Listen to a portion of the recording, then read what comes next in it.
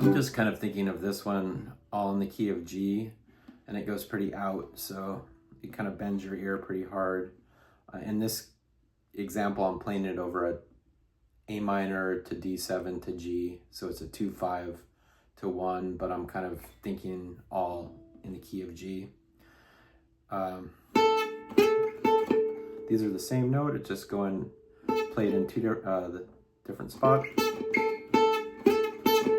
And it starts on the 4. 1, 2, 3.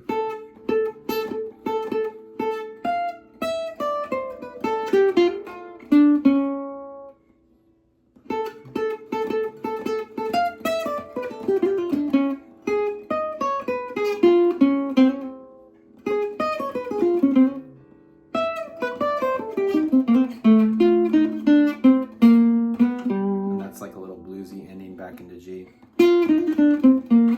which is kind of cool onto itself. If you look at it, you're kind of in that, if you think of D7 as your 5 chord to in G, you're kind of in this little minor box that's a whole step down from the D7, C minor, which is a common Django substitution for a 5 chord. But it, it's just kind of bluesy.